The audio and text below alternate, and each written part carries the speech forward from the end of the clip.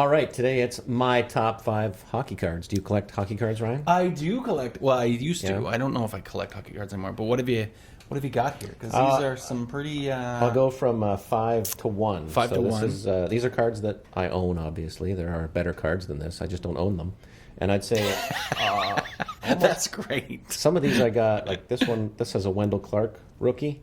You remember Wendell Clark? He's I a do Saskatchewan remember boy. he's a Saskatchewan so boy. You know about him. Yeah, One of and my he's a favorite Maple Leaf. players So growing my up. mom loves a Maple Leaf. So I gotta know those guys. That's one that I bought in a pack as a kid, so it probably cost me about a nickel.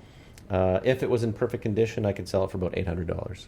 And it's not in perfect condition, so it's probably worth a little bit less than that. But it's a rookie card. It's worth more than a nickel. So that's good. It's worth a lot in my heart. Oh, that. I'm not sure I can cash that in. Number 4 would be this second-year Steve Yzerman. And I liked him. I He was actually a have great player. I actually have 2 of these, and this is a really good story. I went to Value Village and saw some hockey cards, and they just kind of put them in Yep. Ziploc bags and throw them up there. Yep. So I paid $8 for $600 worth of hockey cards. There's these 2 second-year Yzermans. There was a Cam Neely rookie and some other great cards in there. So Great that's players. good. That's another one that would sell for about $800 if it was in pristine condition. And you know what? It's pretty close. It's a little bit off center, but now one of my favorite players ever is Patrick Waugh. I can't believe you're a Patrick Waugh fan. Well, my dad was a Habs fan, or is a Habs fan, so I grew up with lots of Montreal and Toronto. This one's a little bit off center. The corners are a little bit round, but that one would go for about $12,000 in perfect condition. See, my buddy was a Waugh fan, and we always had a competition because He's a terrible temper, that guy. I was a Gretzky fan. Well, that's my next card. That's what I was My leading next card into. is this Wayne was Gretzky. This Wayne Gretzky rookie. Yes. I actually have one of these, a very generous gift from a friend a few years ago. And if this was in perfect condition, You wouldn't be working here. And as far as I know, there are only 2 that In are perfect known to be condition? in perfect condition, and one just sold for $1.3 million US. That's correct, $1.3 million US dollars for Yeah. one sports card. See, I knew I should have collected hockey cards when I was younger. Yeah. Like, I knew. This one I would think would grade maybe at 2 or 3, and even those are selling for almost $1,000. Yeah. So crazy stuff. I have friends So, swears that that's- she had a few of those and Obviously left them the- on the dryer. But you know what? These not gonna stands. work. These stands are not the best. Definitely not for $1 million card. No. Now, so my favorite card is not actually my most valuable card. My favorite card is this card right here, which is Mario Lemieux. Do you know Yeah. why? Because Gretzky was already established. He's Yes. 79. I was only 4 years Yeah. old at the time. But when Lemieux came into the league, I was He 10 was years old already. I was ready in to my go. prime hockey. So this, if any of you are from Aylmer, on the corner across from the Royal Bank, there used to be a store called Stedman's. I remember very clearly buying the pack of cards that had the gum in it, and it had this card. So I paid a nickel for this card because there were 35 cents at the time, and there were 7 cards. I was going to say, they in were each worth one. more than 5 cents a pack, but Nope, but per I bought card. it in a pack. per card, Yeah. it is 5 cents per And card. so this one, it would actually grade fairly well. It definitely wouldn't be a 10, but if it was a 10, one recently sold for $80,000. $80,000. So if all of these cards were in perfect 10 condition, this would be a perfect retirement plan. This would be Yes. about $1.4 million worth of cards right here. As it is, Not so much. it's maybe a couple thousand. Which My- is not bad for pieces of cardboard with pictures of hockey players on them. Yes, that potentially smell like the gum. Ooh, Do you remember that gum? Oh, of course. It was horrible after 10 seconds, but the first 10 It was. seconds it was great. But the experience wasn't the same if you didn't have that. No. They And don't I- put gum in there anymore for some No, reason. because you had those cards that had the gum residue stuck on them. Those are my favorite cards. When I see them on the back and you see the Yeah. gum that was stuck on there, you're like, that's an authentic card. Also, O-Pee-Chee is now kind of the lowbrow brand. It used to be basically the only Yeah, they brand. used Now to be it's the kind of only- the Yeah. cheapo brand. Anyway, enough about hockey cards. So, kids, collect hockey cards. It's a good investment. Those you could do worse than buying those Tim Hortons cards. They've done pretty well, They surprisingly. have done pretty well. Yeah. There's also anyway. There's Talk too many. about the fraud. You can. I could tell people how to. Do you remember Fraudulently go Do you through the remember packs. the McDonald's or not McDonald's Yes, absolutely. craft dinner Oh yes. cards I that have you a few could of cut those out the as well. box Yep. and stuff? Those were like, Yep. those Special, were weird. right? That was weird. So That was kind of weird. all right. Well, some weeks ago, we celebrated at the church. I don't know if celebrate is the right word, but we are going to say celebrated. Yeah. 1 year of COVID Acknowledged, yeah. acknowledged. That's probably a better word of 1 year of COVID affecting our church and not being able to get together and getting together and not being able to get together, online services, all those things. And we had a wonderful service. I really encourage all of you to go back and watch it. It was really a blessing, but talking about lamenting and praising. All right, so that'd be the March 14th, 2021 service, if you want to go look that up. Yeah, it was the 1 year anniversary of the first time that we didn't have a service. You remember that in the spring of 2020? And I remember it. it was, as we all say now, just 2 weeks to flatten the curve, and then we'll be fine. Turned into, I think, 14 weeks, the first shutdown. Yep. And then we were open for a while, then we were closed for 4 weeks, and then we were open till Christmas, and then we were closed for 5 or 6 weeks. So, yeah, we thought it was appropriate to mark the 1 year anniversary of that first time that we didn't have a service. And, I thought well, you tell me how it turned out. I was mostly up, experiencing it from the pulpit, but... I think for people, I know for myself, but also for other people when I talk to them, it was... people then had something to express. They have all these feelings, these emotions, all of that stuff, but how do I express it? How do I let that out? And there's some really cool things that we saw happen, and we got to rejoice with that, but there's a lot of things we lost and we had to mourn, and that word lamenting does not come out very often. I mean, there's a whole book on it in the Bible, but we don't use that word very often in our terminology. So for people to lament and to grieve and to process through that, I think was very helpful for our people, and hopefully those at home that were watching at home. But very impactful in that way, because we're able to put a realistic view on that year, but also to put a realistic view on what God's doing in praising Him and rejoicing in that. So that was we had a couple people come up and pray in the course of my sermon, which, my goal with that was they had written me in advance some of their thoughts, because I put it out there and said to people, hey, what's been your experience? Just tell me some of the things that you've been sad about and some of the things you've been happy about. And so they wrote, and then I thought it might be good to shape those into prayers, because from the people who wrote, I'm sure that they represented a bunch of other people who had a lot of those feelings, but very much. A lot of people didn't write them down. So I thought if between the two of them praying and myself praying, we could probably represent the voices of the majority of the congregation. And I think it actually turned out I think that it really way. did. And one of my really takeaways was the moment at the beginning, and you started off the sermon a little bit differently than normal, in saying just how much you appreciated our congregation and how proud we were. And I definitely resonate with that with our people in our church. It was a little dicey at the beginning, because people didn't respond a lot digitally or virtually, or whatever the terminology we want to use. But we found that when we did come back together, people were very appreciative, and they were desiring to be back together. And so the second shutdown, lockdown, we found we were a bit more at ease, because we understood that people had done, in the midst of a lot of tough circumstances, they'd done pretty well through that time. And so the second shutdown, I did a informal survey, show of hands, and I think it was pretty clear that the initial lockdown was much more difficult on most people. Yeah. It wasn't 90-10 or anything, but certainly the first lockdown was a little tougher on people. But it was cool to see our people, because I know some churches are really struggling and still are, and some haven't opened since last March, and I heard for them. But our church has been very much supportive of each other, wanting to help each other, wanting to be part of community. I mean, there's different levels of different people. Some people are very happy, some people are very sad, some people are very frustrated with the whole thing, some people are just like, whatever it is, they'll go with it. But as a whole, our church just, I think, has been through some difficult times, and has been able to say, okay, God, you're doing something, and we want to be a part of it, we want to step in, whatever it is you're doing, we don't know, but we want to follow and be faithful, which, I mean, that's just and what we want to exciting. give credit to the people of the church is that I think altogether we kept it within a reasonable channel of expressing our frustrations, in that nobody got way out onto the edges of being extreme. We throughout the year we talked about, this is difficult, we think this is good, we think this is too far, we think this is a little bit too detailed. But throughout all of that, we were very careful with how we responded, and tried to respond taking direction from God's word. And and we're really proud of the way that the church as a whole handled it. It's cool to be a pastor when you see that, and and to be a part of people. So that was Yeah. that was really cool. Yes, the end of it. In the beginning, it wasn't so cool. It was hot, very hot. Well, even in that, it was there are some challenging. We times, look back but on it with fondness already. I And it's do only look 1 back year on it. ago. It's only so, 1 year ago, yeah. and as much as there was a learning curve to everything, and it was frustrating at times, it was some good times too. It was 1 year good, ago so- at this time, we were kind of, what is happening, and what do we do now? Let's.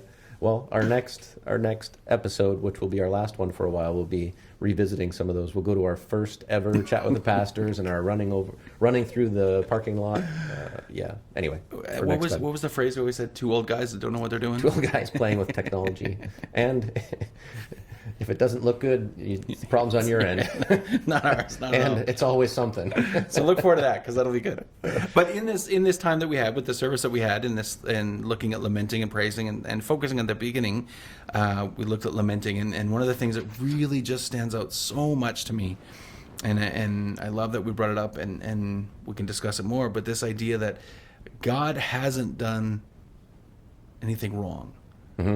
Even though we're confused, even though that we might think that he has, that he's made a mistake or something, he hasn't. He's done what he knew he was going to do, what he planned out he was going to do, and he's in control of that. But to remain faithful to that idea, I think is really hard for our society. Yeah. Well, and for us as Christians too, right? Even regardless of how you process that, whether you believe that God ordains these events or whether he permits them to happen, I think we all agree that he could prevent them, he could stop them.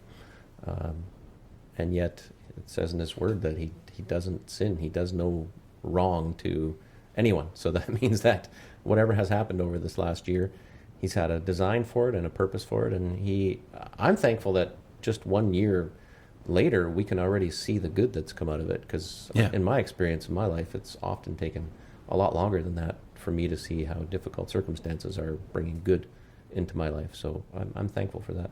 Yeah, it brings up what that whole question that a lot of people have had over generations. But how can a God be a good God if he allows bad things to happen? How can I trust God if he's going to do these things and let us down? But our view or our vision of the world and our perspective is so limited, and his is so vast that we can't even compare. But that idea, and to keep focusing on it, and even as we continue through this time, as much as I would love for COVID to be over, there's still some more, and there's going to be after effects, and there's going to be things down the road years from now that we're going to have to figure out and deal with. But God is in control, and God is doing that, and what a beautiful thought. So I think for us as people, we need to continue to keep that thought at the forefront. Yeah. And the other one with this lamenting, and you can talk more about this, but the sorrows of life should turn us towards our hope in Christ. Yeah, kind of along the same lines of God not doing any wrong. So if we take that as given, then that means that he's not only not doing wrong, he's doing right. Yeah. And he is working these things out for our good. So it's much healthier for us spiritually, emotionally, to be optimists during this time. Yes. And of course, we're fine with lamenting, with acknowledging what has gone wrong and grieving all that has happened and all that we were hurt by. But if we cling to that promise that God is actually working something out for our good, then we can always look for the silver lining. We can always look for the hope. We can always look for the joy that's going to follow these circumstances. I've found that to be something very sustaining in my life in general, but especially over the last year. Yeah. It's caused me to be more optimistic for sure. Yeah, because it's really easy to stay pessimistic, and the worst thing is going to happen, and the worst thing is going to come. It's really easy to stay there. Lots of food for that over the last year. Literal, Especially living in lot Elmer. of food. But yeah, so that whole idea to keep our mind focused on the hope of what God's doing, and to look ahead and to know that we might not understand, but He does. Yep. So to trust in that. So Yep. that was really the cool part. Those are the things, a couple of things I noticed with that.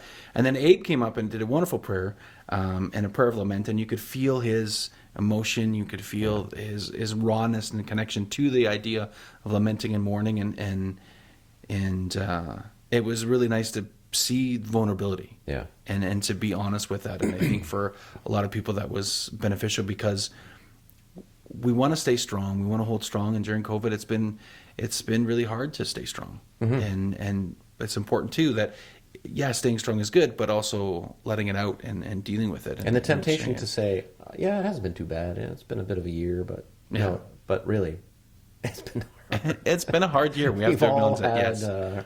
our meltdowns, and we've all had our days of doubt and just sort of being out in the wilderness, wondering what is going on. Exactly. So yeah, I was really appreciated Abe coming up and showing that vulnerability. Obviously, Yeah. it was a very difficult year for him, and continues to be in some ways. I mean, there's still things that we need to work out from the last year. Yeah.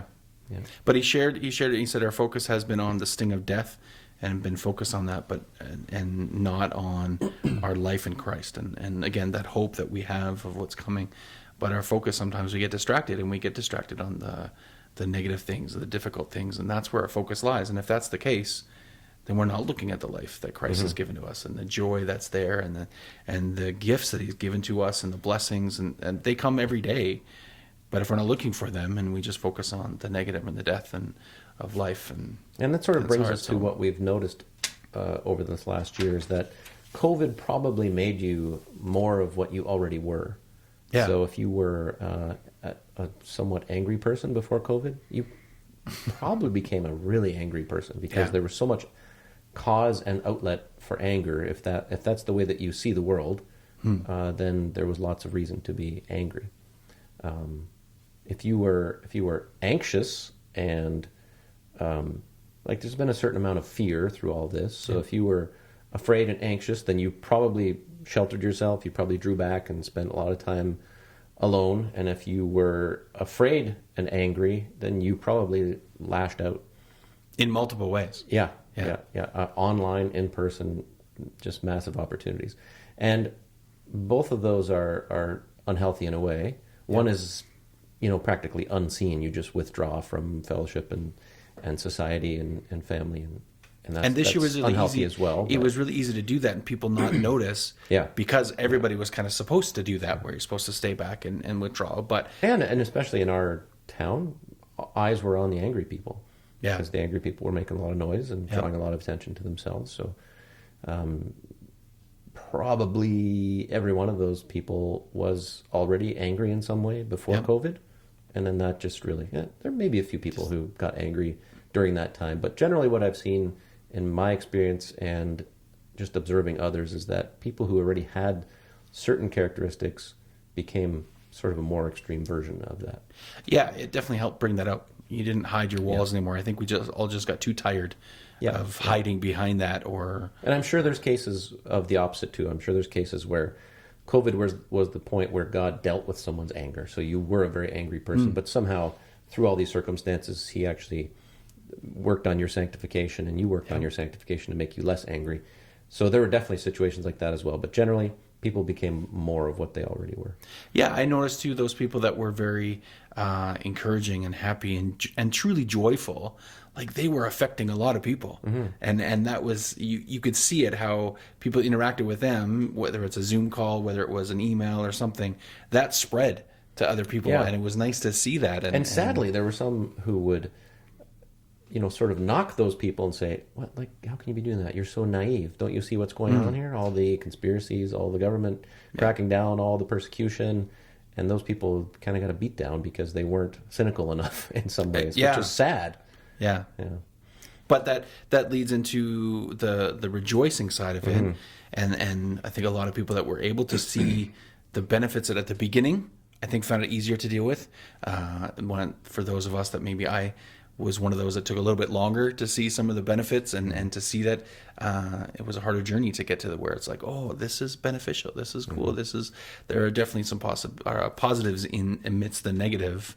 And it was helpful for me to talk to many different people. I know at the beginning and going back to just a year ago, but when we started doing this, we at the beginning started talking to other pastors and what they were doing and how their church was doing and different things. That was really helpful for me to get a different perspective and to hear. I remember talking to Mel from Rising Above and some of the clients there, and they were saying it was really good for them to have to be alone because then they had to deal with their own personal stuff. They had to deal with it. There was nothing else to distract them. So that's a benefit. And so God was using different things. So it was really cool to see. And nobody some of had the that. magic bullet. Every pastor we talked to was like, "Oh, you don't know what's going on either." Oh, okay. All right. Well, maybe we can help each other somehow, but which is good in a way as well. You know that everyone else is struggling, if they're not, we want to learn from them, and if they are, we can struggle together. So Yeah. either way, that's a win. It was definitely a win that way. And in that side of rejoicing, you gave a wonderful analogy, which I really connected with, the analogy of the boat and being anchored, and how we need to be anchored with Christ, and to rejoice and to see what he's doing. We really need to be anchored with him.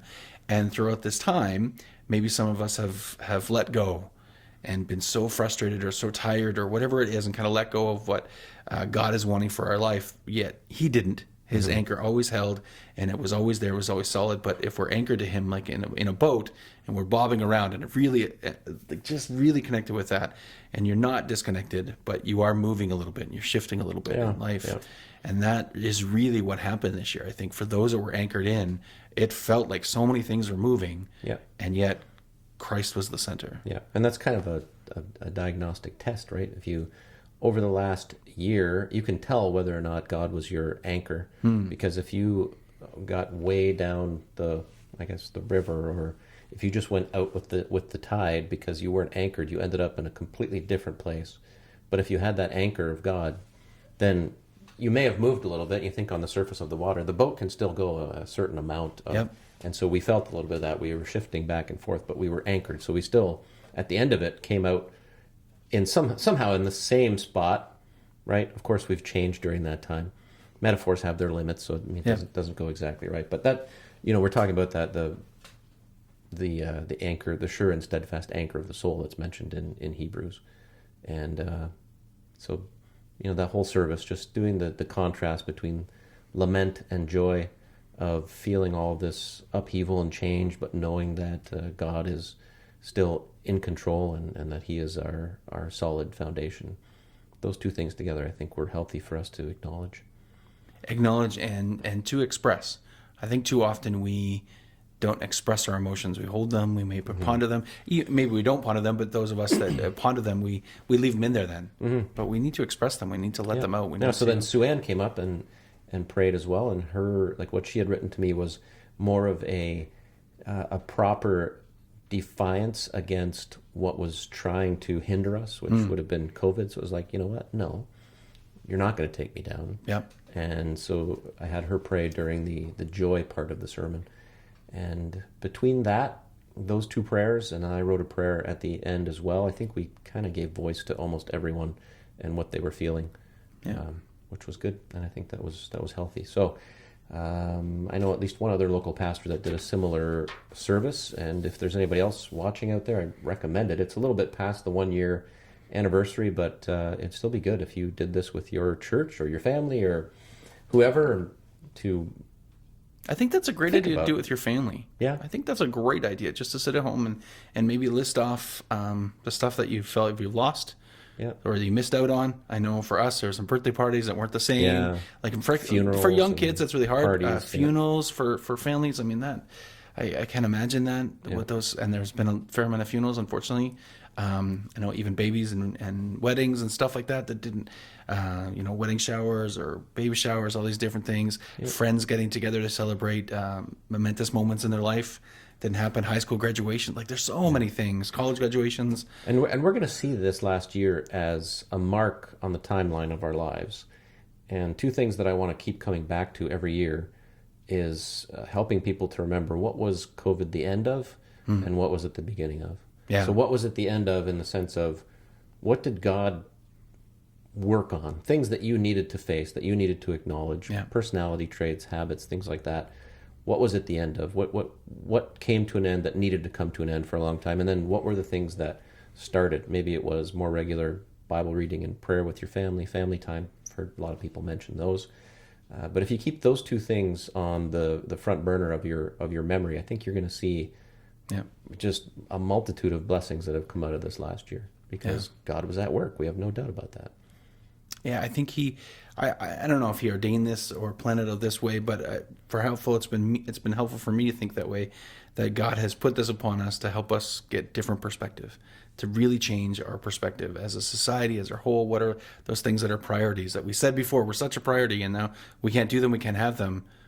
Well, then what's left? How do I live my life then? What is actually important? So, I mean, family is definitely a huge one. I think for a lot of people, I've heard that. I know from talking about the young people, they're like, man, I miss school. Like, school is good. I'm like, what? Like, you guys all hate school, but they want that school. They want Yeah. that education, that time together, and that helpfulness. Even our work.